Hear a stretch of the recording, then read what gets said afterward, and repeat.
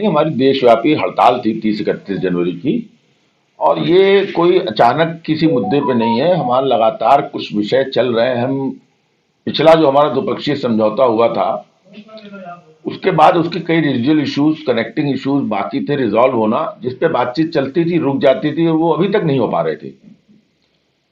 ऐसे ही हमारी pension updation जो बैंक कर्मचारियों की है, वो जब से हमारा पेंशन का समझौता लागू हुआ उसके बाद से आज तक एक बार नहीं हुई है।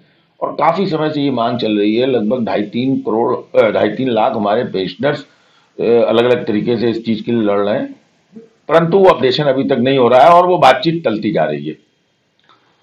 5 डे बैंकिंग के लिए हम लोग पिछले द्विपक्षीय समझौते से ही लगातार लगे, चूंकि 2 दिन ऑफ मिलता है। अभी 2 दिन ऑफ होना और Saturday, like RBI other institutions, हम लोग चाहते हैं।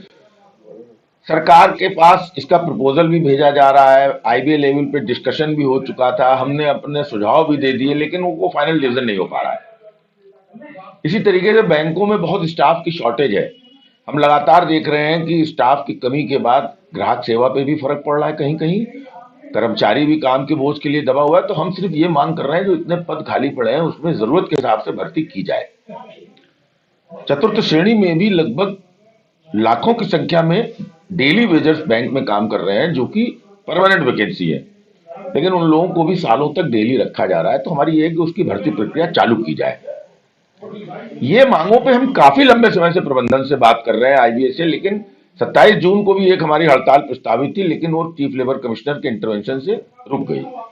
अभी भी जो हमने ये हड़ताल की कॉल दी थी, तो इसमें हम 2 बार काउंसिलेशन मीटिंग हो चुकी।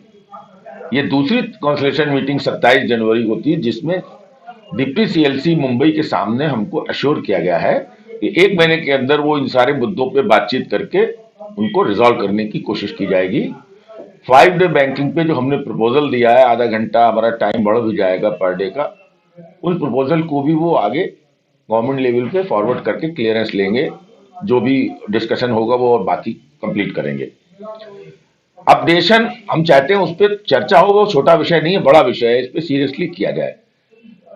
हम लोगों का द्विपक्षीय समझौता अब 12वां ड्यू हो चुका है, हम उसका चार्टर ऑफ डिमांड सबमिट कर चुके हैं, उस पर बातचीत ही नहीं प्रारंभ हो रही थी।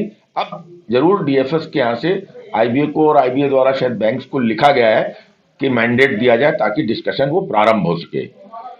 आज हमको ये सब चीजें आश्वस्त की गई हैं कि अब ये अगले 1 महीने में मीटिंग के द्वारा तय की जाएंगी। उसी आश्वासन पे ये स्ट्राइक डेफर की गई है। अगर ये चीजें आश्वासन के अनुसार जैसी अंडरस्टैंडिंग डिप्टी सीएलसी के सामने हुई है नहीं होती है पूरी, निश्चित तौर पे United forum of bank union दोबारा उसको रिव्यू करेगा, और हमने अपनी कॉल को डेफर किया है।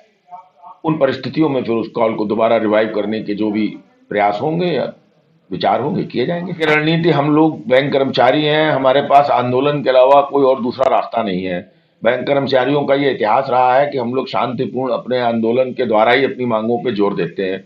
तो हमारे पास आंदोलन ही एक रास्ता होगा, जो हम अभी कर रहे थे वही हमको रिवाइव करके दोबारा आगे अपने आंदोलन को बढ़ाना पड़ेगा। देखिए, ये तो एक ऐसा प्रश्न है कि बिना पूरी सब बैंकों की रिपोर्टिंग सामने हुए इसका सही जवाब नहीं दिया सकता। लेकिन एक बहुत वैचारिक स्तर पर सोचने की बात है कि एक बैंक सेंसिटिव जगह है, जहां पर कैश, करेंसी और ट्रांजैक्शन ही सब मॉनेटरी टर्म में है। वहां पर परमानेंट कर्मचारियों को ही होना चाहिए ताकि वो अपनी जिम्मेदारियों पे रिस्पॉन्सिबल भी किए जा सके। अब डेली वेजर कर्मचारी, एक तो उस बैंक की सिक्योरिटी एंगल से हमको सूट नहीं करता है कि उनको डेली वेजेस के रूप में रखा जाए। अगर आप उसको काम के बाद ठीक पाते हैं तो कंफर्म कीजिए। फोर्थ क्लास की बैंकों में जरूरत हमेशा रहेगी, उन भर्तियों को परमानेंट कर्मचारी के रूप में भर्ती की जानी चाहिए। क्योंकि ये जो डेली वेजेस पे चल रहे हैं, इससे उन लोगों का बहुत ज्यादा शोषण हो रहा है।